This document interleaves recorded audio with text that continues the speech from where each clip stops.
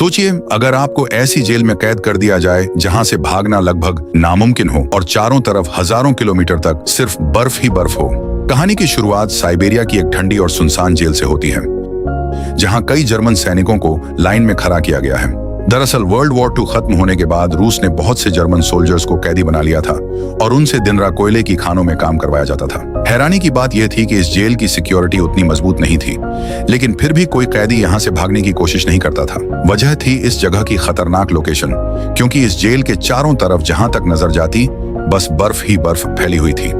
ये जेल किसी भी इंसानी बस्ती से करीब 14,000 किलोमीटर दूर थी। इसीलिए अगर कोई कैदी यहाँ से भाग भी जाता तो साइबेरिया की जमा देने वाली सर्दी में उसका बचना लगभग नामुमकिन था। चारों तरफ हजारों किलोमीटर तक फैली बर्फ के बीच बनी इस जेल से भागने की हिम्मत कोई नहीं करता था। लेकिन उन्हीं कैदियों के बीच एक ऐसा कैदी भी था जिसका दिमाग बेहद तेज था। उसका सिर्फ एक ही सपना था, किसी भी तरह इस जेल से भागकर अपनी बीवी और बेटी के पास वापस लौटना। उस कैदी का नाम क्लेमन फायरल था। उसे इस जेल में पूरे 25 साल की सजा काटनी थी, लेकिन क्लेमन यह बिल्कुल नहीं चाहता था कि उसकी आधी जिंदगी इसी जेल में गुजर जाए। उसके मन में बस एक ही ख्याल था, किसी भी तरह इस जेल से भागना, और किस्मत से एक दिन उसे मौका भी मिल गया। क्लेमन चुपचाप एक कोयला ले जाने वाली मालगाड़ी में छिपकर बैठ गया और उसी के साथ वह जेल से दूर निकल गया। जेल की दीवारों से बाहर आते ही जब उसने खुले आसमान में चमकते सितारों को देखा तो वह खुशी से झूम उठा, लेकिन यह आजादी ज्यादा देर टिक नहीं सकी। थोड़ी ही दूरी पर उस मालगाड़ी को रोक लिया गया। क्लेम ने जैसे ही बाहर झांक कर देखा, उसके सामने एक रूसी सैनिक बंदूक ताने खड़ा था। बदकिस्मती से वह यहीं पकड़ा गया। जेल से भागने की कोशिश के जुर्म में उसे सख्त सजा दी गई और इस बार उसे एक ओपन एयर सेल में बंद कर दिया गया। यहाँ कोई छत नहीं थी, बस ऊपर खुला आसमान और चारों तरफ जमा देने वाली ठंड। उस ओपन एयर सेल में सर्दी इतनी ज्यादा थी कि क्लेमन की हालत खराब हो गई। ऊपर से रात में होने वाली बारिश ने उसकी मुश्किल और बढ़ा दी। वह वहां कुछ घंटों के लिए नहीं बल्कि पूरे 2 दिनों तक उसी खुले सेल में बंद रहा। जमा देने वाली ठंड और लगातार गिरती बारिश के बीच क्लेमन किसी तरह उन 2 दिनों को सहता रहा। 2 दिन बाद अगली सुबह जेल का वार्डन उसके पास आया और उसे उस सेल से बाहर निकाल लिया। हैरानी की बात यह थी कि वार्डन ने उसे खुद टॉर्चर नहीं किया। उसने बस इतना कहा, तुम्हारे साथी बेसब्री से तुम्हारा इंतजार कर रहे हैं। क्लेमन को अभी यह समझ नहीं आया था कि उसका क्या मतलब है, लेकिन जैसे ही वह अपने साथियों के पास पहुंचा, उसने देखा कि वे सब लाठियां और डंडे लेकर उसी का इंतजार कर रहे थे। बाकी कैदी क्लेमन पर बहुत गुस्सा थे, क्योंकि उसके भागने की कोशिश की सजा उन्हें भी मिली थी। पिछले 2 दिनों से सभी कैदियों को भूखा रखा गया था। अब क्लेमन को वार्डन की बात समझ आ चुकी थी कि उसने क्यों कहा था तुम्हारे साथी तुम्हारा इंतजार कर रहे हैं। जैसे ही क्लेमन वहां पहुंचा, बाकी कैदियों ने उस पर हमला कर दिया। वे लाठियों और डंडों से उसे बेरहमी से पीटने लगे। इस मारपीट में क्लेमन बुरी तरह जख्मी हो गया। उसकी हालत इतनी खराब हो गई कि उसे जेल के हॉस्पिटल में भर्ती करना पड़ा। इस जेल का डॉक्टर भी एक जर्मन कैदी ही था। जब क्लेमन को होश आया तो उसने डॉक्टर से कहा कि वह एक बार फिर जेल से भागना चाहता है और उसे उसकी मदद चाहिए। यह सुनकर डॉक्टर हैरान रह गया। इतना सब कुछ सहने के बाद भी क्लेमन हार मानने को तैयार नहीं था। डॉक्टर ने उसे समझाया कि इस जेल से जिंदा भाग पाना लगभग नामुमकिन है, और अगर किसी तरह वह बाहर निकल भी गया तो साइबेरिया की जमा देने वाली सर्दी में उसका बचना बहुत मुश्किल होगा। डॉक्टर कुछ देर चुप रहा, फिर उसने क्लेमन से कहा, सच यह भी है, अगर तुम यहां से नहीं भागे तब भी तुम्हारी मौत लगभग तय है। जिन कोयले की खानों में तुम काम करते हो, वहां हवा में कार्बन की मात्रा बहुत ज्यादा है। ये धीरे धीरे शरीर में जाता है और कैंसर जैसी खतरनाक बीमारियां पैदा करता है। यानी यहाँ रहना भी उतना ही खतरनाक है। यही सोचकर डॉक्टर ने क्लेमन से कहा, तुम्हें एक आखिरी बार इस जेल से भागने की कोशिश जरूर करनी चाहिए। इसके बाद डॉक्टर ने अपनी अलमारी खोली और अपने सारे गर्म कपड़े, जूते और जरूरी सामान निकालकर क्लेमन को दे दिए। वह चाहता था कि इस बार क्लेमन पूरी तैयारी के साथ निकले। साथ ही डॉक्टर ने उसे एक जरूरी जानकारी भी दी। उसने बताया कि रूसी सैनिक अक्सर अपना खाना रेलवे लाइनों के पास छुपा कर रखते हैं, ताकि जरूरत पड़ने पर उन्हें आसानी से मिल सके। यह जानकारी अब क्लेमन के लिए आगे के सफर में बहुत काम आने वाली थी। इसके साथ ही डॉक्टर ने क्लेमन को अपनी एक बंदूक भी दे दी, ताकि जरूरत पड़ने पर वह अपनी हिफाजत कर सके। दरअसल डॉक्टर ने यह सारा सामान पहले से ही इकट्ठा कर रखा था, क्योंकि वह खुद भी कभी इस जेल से भागना चाहता था। लेकिन 1 हफ्ते पहले ही उसे पता चला कि वह कैंसर का मरीज है और उसके पास अब शायद 1 महीने से ज्यादा समय नहीं बचा है। इसीलिए उसने फैसला किया कि अब यह मौका क्लेमन को मिलना चाहिए। डॉक्टर ने क्लेमन को एक लंच बॉक्स भी दिया और उससे कहा, अगर तुम जिंदा बच गए तो इसे मेरी फैमिली तक पहुंचा देना और उन्हें बता देना कि मैं अब इस दुनिया में नहीं रहा। उसी रात अंधेरे का फायदा उठाकर क्लेमन एक बार फिर जेल से भाग निकला, लेकिन इस बार उसने मालगाड़ी का सहारा नहीं लिया। बल्कि पैदल चलने का फैसला किया।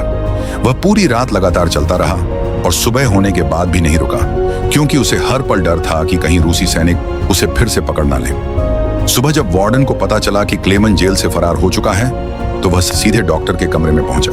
उसे शक था कि इस भागने में डॉक्टर का हाथ जरूर होगा, लेकिन जब वार्डन वहां पहुंचा तब तक बहुत देर हो चुकी थी। डॉक्टर पहले ही अपनी जान ले चुका। उसे पता था कि क्लेमन के भागने की खबर मिलते ही वार्डन उसे भयानक यातनाएं देगा। इसके बाद वार्डन ने कई रूसी सैनिकों को क्लेमन की तलाश में भेज दिया। उसने साफ आदेश दिया कि क्लेमन को जिंदा पकड़कर वापस लाया जाए। सैनिक कई दिनों तक आसपास के इलाके में उसे ढूंढते रहे, लेकिन उन्हें क्लेमन का कोई सुराग नहीं मिला। दरअसल क्लेमन की किस्मत उसका साथ दे रही थी। लगातार हो रही बर्फबारी उसके पैरों के निशानों को मिटा रही थी। इसी वजह से सैनिकों के लिए उसे ढूंढ पाना दिन ब दिन मुश्किल होता जा रहा था। कई दिनों की तलाश के बाद ज्यादातर लोगों को लगने लगा था कि क्लेमन इस भयानक सर्दी में जमकर मर चुका होगा, लेकिन वार्डन इस बात को मानने के लिए तैयार नहीं था। वह अच्छी तरह जानता था कि क्लेमन बेहद मजबूत इंसान है और इतनी आसानी से हार मानने वालों में से नहीं है। इसीलिए उसने सैनिकों को उसकी तलाश जारी रखने का सख्त आदेश दिया। वहीं दूसरी तरफ क्लेमन अब भी जिंदा था। वह पूरे हौसले के साथ बर्फीले तूफानों को पार करता हुआ लगातार आगे बढ़ रहा था। जेल से भागने के पूरे 9 दिन बाद अचानक उसे कुत्तों के भौंकने की आवाज सुनाई दी। वह तुरंत पीछे मुड़ा और देखा कि एक स्लज उसकी तरफ तेजी से आ रही है। क्लेमन कुछ समझ पाता उससे पहले ही वह स्लज उसके ऊपर से गुजरती हुई आगे निकल गई। अचानक क्लेमन की आंख खुल जाती है और उसे एहसास होता है कि वह सिर्फ एक सपना देख रहा था। असल में क्लेमन पिछले 9 दिनों से लगातार पैदल चल रहा था और अब उसका सारा खाना भी खत्म हो चुका था। भूख और थकान ने उसके शरीर को बेहद कमजोर कर दिया था, इसलिए आगे बढ़ना उसके लिए दिन ब दिन मुश्किल होता जा रहा था। लेकिन फिर भी क्लेमन ने हार नहीं मानी और किसी तरह खुद को संभालते हुए आगे बढ़ता रहा। कुछ दिन और गुजरते हैं और आखिरकार उसका शरीर जवाब दे देता है। भूख से कमजोर होकर क्लेमन वहीं बेहोश हो जाता है। कुछ घंटों बाद जब उसे होश आता है तो उसे आसपास से एक अजीब सी आवाज सुनाई देती है। वह ध्यान से देखता है और सामने एक सील नजर आती है। ये देखते ही उसकी आंखों में उम्मीद चमक उठती है। क्लेमन तुरंत अपनी बंदूक निकालता है और पूरी ताकत से निशाना लगाने की कोशिश करता है, लेकिन कमजोरी और थकान की वजह से उसका निशाना चूक जाता है और वह सील वहां से भागने लगती है। कई दिनों बाद क्लेमन को जिंदा रहने की एक छोटी सी उम्मीद दिखाई दी थी, इसलिए वह इस मौके को किसी भी हालत में खोना नहीं चाहता था। वह तुरंत उस सील के पीछे दौड़ पड़ता है, लेकिन दौड़ते समय अचानक बर्फ टूट जाती है और क्लेमन सीधे ठंडे पानी में जा गिरता है। इस हादसे में उसके पैर में चोट भी लग जाती है। फिर भी दर्द की परवाह किए बिना वह किसी तरह बाहर निकलता है और सील का पीछा करता रहता है। अब क्लेमन फिर से निशाना लगाने ही वाला था कि तभी वह सील एक चट्टान के पीछे छिप गई। क्लेमन धीरे धीरे आगे बढ़ा और थोड़ी ही देर में उसने उसे दोबारा देख लिया। इस बार वह पानी में कूदने ही वाली थी। उसी पल क्लेमन ने अपनी आखिरी गोली चला दी। किस्मत से वह गोली सील को लग गई। ये देखते ही क्लेमन खुशी से झूम उठा, क्योंकि अब सफर के दौरान उसे खाने की चिंता नहीं करनी थी। कई दिनों बाद क्लेमन ने पेट भरकर खाना खाया, थोड़ा आराम किया और फिर अपना लंबा सफर दोबारा शुरू कर दिया। इस पूरे सफर में वह बिल्कुल अकेला था। उसके चारों तरफ जहां तक नजर जाती बस सफेद बर्फ ही बर्फ दिखाई देती थी। ऐसे माहौल में इंसान की मानसिक हालत भी बिगड़ सकती थी। इसलिए क्लेमन खुद से बातें करता रहता और बार बार खुद को हिम्मत देता ताकि वह हार ना माने और आगे बढ़ता रहे। वह हर समय अपने कंपास से रास्ता भी देखता रहता था ताकि इस बर्फीले इलाके में कहीं भटक ना जाए। इसी तरह दिन गुजरते गए और देखते ही देखते पूरे 2 महीने बीत गए। 2 महीने लगातार चलते रहने के बाद अचानक क्लेमन को उस सफेद मैदान के बीच एक छोटा सा पेड़ दिखाई देता है। यह नजारा देखते ही वह खुशी से भर जाता है। वह दौड़ कर उस पैर को गले लगा लेता है। दरअसल यह पैर एक निशानी था कि क्लेमन आखिरकार उस अंतहीन बर्फीले मैदान को पार कर चुका है और अब उसके आगे जंगल शुरू होने वाला है। थोड़ा आगे बढ़ने के बाद ठीक वैसा ही हुआ जैसा क्लेमन ने सोचा था। अब बर्फ का अंतहीन इलाका खत्म हो रहा था और सामने घना जंगल शुरू हो चुका था। इतने लंबे समय बाद बर्फ से बाहर आकर वह बेहद खुश था। उसने जंगल से लकड़ियां इकट्ठी की, आग जलाई और कई महीनों बाद पहली बार सुकून से सो गया। लेकिन अगला दिन उसके लिए कैसा होने वाला था यह कोई नहीं जानता था। वहीं दूसरी तरफ वार्डन अब भी क्लेमन की तलाश में लगा हुआ था। उसने अपनी सर्च पार्टी को आदेश दिया कि 500 किलोमीटर के दायरे में हर जगह उसकी तलाश की जाए। उधर क्लेमन जंगल के अंदर से आगे बढ़ रहा था कि अचानक वहां एक भयानक बर्फीला तूफान आ गया। हवा इतनी तेज थी कि बड़े बड़े पैर तक झड़ से उखड़ कर गिरने लगे। क्लेमन आगे बढ़ने की कोशिश करता है, लेकिन तभी एक विशाल पैर टूटकर सीधे उसके ऊपर आ गिरता है। क्लेमन की किस्मत अच्छी थी कि उसी शाम वहां से 2 आदमी गुजर रहे थे। वे लोग सोने की तलाश में उस इलाके से निकल रहे थे। उन्होंने क्लेमन को देखा और वक्त रहते उसकी मदद कर दी, जिससे उसकी जान बच गई। इसके बाद वे तीनों साथ में आगे बढ़ने लगे। कई दिनों के सफर के बाद आखिरकार वे उस लंबे बर्फीले मैदान से बाहर निकल आए। आगे रास्ते में उन्हें एक दरिया मिला। उसे पार करने के लिए उन्होंने लकड़ियों से एक छोटी सी कश्ती बनाई। जब वे उस कश्ती से दरिया पार कर रहे थे तो सफर के बीच वे आपस में बातें करने लगे। वे एक दूसरे को अपने बचपन की कहानियां सुनाने लगे। लेकिन तभी अचानक दरिया का बहाव तेज हो गया और उनकी कश्ती धीरे धीरे काबू से बाहर होने लगी। दरिया का बहाव तेज होते ही अचानक एक साथी का संतुलन बिगड़ गया और वह सीधा पानी में जा गिरा। उसे तैरना नहीं आता था, इसीलिए वह तेजी से डूबने लगा। ये देखते ही क्लेमन बिना सोचे पानी में कूद पड़ा। ठंडे और तेज बहते पानी के बीच उसने किसी तरह उस आदमी को संभाला और मेहनत करके उसे किनारे तक ले आया। आखिरकार वह उसकी जान बचाने में कामयाब हो गया। लेकिन दूसरी तरफ उनका तीसरा साथी दोनों को वहीं डूबने के लिए छोड़कर अकेला आगे बढ़ गया। वह बेहद लालची इंसान था। उसे लगा कि दोनों अब जिंदा नहीं बचेंगे, इसीलिए उसने अपने साथी का सोना भी अपने पास रख लिया। थोड़ी देर बाद जब क्लेमन और वह आदमी टेंट तक पहुंचे तो अपने दोस्त की यह हरकत देखकर वह गुस्से से भर गया। गुस्से में उसने बंदूक उठाई और उसी समय अपने लालची साथी को गोली मारकर उसकी जान ले ली।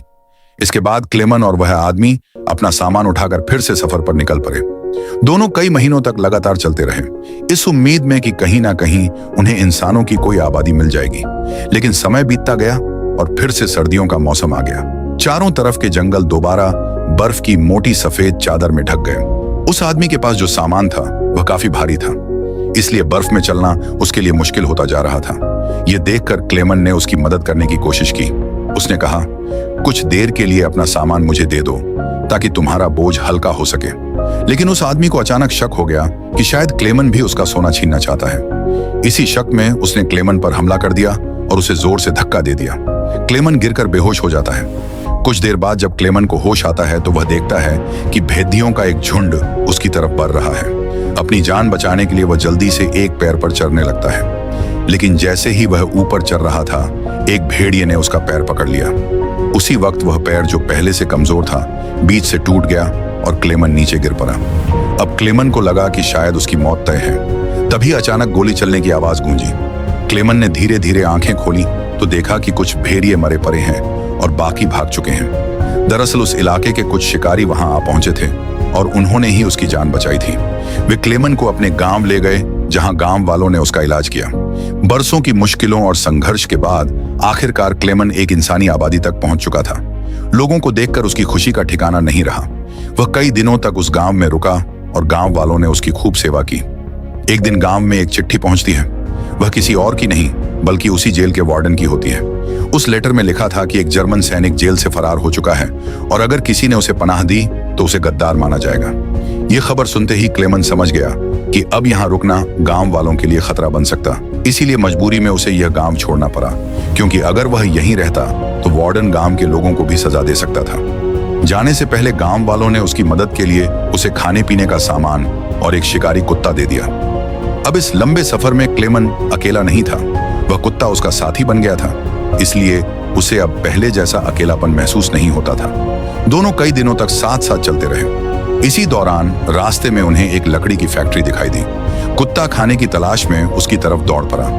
यह देखकर क्लेमन भी अपने कुत्ते के पीछे पीछे फैक्ट्री के अंदर चला गया। फैक्ट्री के अंदर काम कर रहे वर्करों ने क्लेमन को पहचान लिया और उसे सीधे मालिक के पास ले गए। वहां क्लेमन ने अपनी पूरी कहानी सुनाई। उसकी हालत और संघर्ष सुनकर सबको उस पर तरस आ गया। उन्होंने उसे खाना खिलाया और जर्मनी जाने वाली एक ट्रेन में बैठा दिया। क्लेमन बेहद खुश था, क्योंकि अब उसे लग रहा था कि वह जल्द ही अपने घर पहुंच जाएगा। लेकिन उसे यह नहीं पता था कि फैक्ट्री के मालिक ने उसकी खबर वार्डन तक पहुंचा दी है। उधर वार्डन अपने सिपाहियों के साथ स्टेशन पर उसका इंतजार कर रहा था। लेकिन स्टेशन पहुंचने से पहले ही क्लेमन ने दूर से रूसी सैनिकों को देख लिया। मौका मिलते ही वह चलती ट्रेन से कूदकर भाग निकला। बदकिस्मती से सैनिकों की नजर उस पर पड़ गई और वे उसके पीछे दौड़ पड़े। क्लेमन तेजी से पटरियां पार करता है। तभी अचानक वार्डन उसके सामने आ खड़ा होता है। यह देखकर क्लेमन घबरा जाता है, क्योंकि उसे लगता है कि अब उसकी बरसों की मेहनत यहीं खत्म हो जाएगी। लेकिन उसी पल उसका कुत्ता वार्डन पर झपट पड़ता है और उसे काट लेता है। इस मौके का फायदा उठाकर क्लेमन फिर से भाग निकलता है। पीछे से गोली चलने की आवाज आती है। जब क्लेमन मुड़कर देखता है तो उसका कुत्ता जमीन पर मरा हुआ पड़ा होता है। यह देखकर उसका दिल टूट जाता है। लेकिन वह रुकता नहीं, वह पूरी ताकत से आगे बढ़ता रहता है। आखिरकार वह एक पुल पर चढ़ता है और नीचे से गुजर रही ट्रेन के ऊपर कूदकर वहां से निकल जाता है। इस तरह एक बार फिर वह वार्डन के हाथों से बच निकलता है। दिन गुजरते गए और क्लेमन धीरे धीरे इस लंबे सफर में आगे बढ़ता रहा। देखते ही देखते साल 1922 में आ गया। अब उसे जेल से भागे हुए पूरे 7 साल हो चुके थे। उस समय वह सेंट्रल एशिया में था और एक गांव के मेले में इधर उधर भटक रहा था। मेले में तरह तरह के खाने की चीजें लगी हुई थी। उसका मन तो बहुत था कुछ खाने का, लेकिन उसकी जेब में एक भी पैसा नहीं था, इसलिए वह मन मारकर आगे बढ़ गया। तभी उसकी नजर 2 लड़कियों पर पड़ी जो मेले में पैनकेक बेच रही थी। क्लेमन उन्हें देखता रहा, लेकिन पैसे न होने की वजह से वह चुपचाप वहां से जाने लगा। तभी उनमें से एक लड़की को उस पर तरस आ गया और उसने पैनकेक का एक टुकड़ा तोड़कर क्लेमन को दे दिया।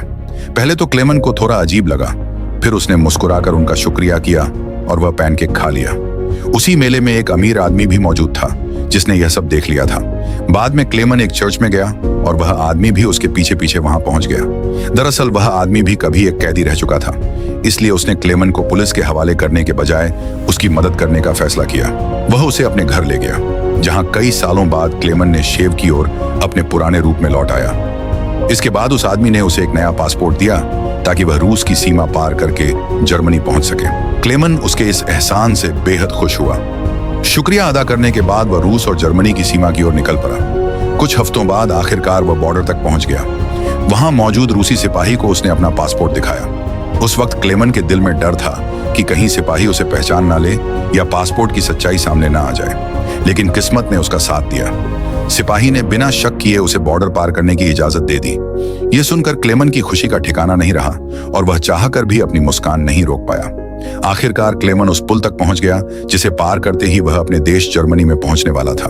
वह धीरे धीरे आगे बढ़ने लगा, लेकिन जैसे ही वह पुल के आधे रास्ते तक पहुंचा, अचानक उसकी आंखों पर तेज रोशनी पड़ी। उसने आंखें खोली और सामने वार्डन खड़ा था। क्लेमन ने घबराकर पीछे मुड़कर देखा और तब उसे एहसास हुआ कि वह अभी भी रूस की जमीन पर ही है, यानी वार्डन चाहे तो उसे इसी वक्त गिरफ्तार कर सकता था।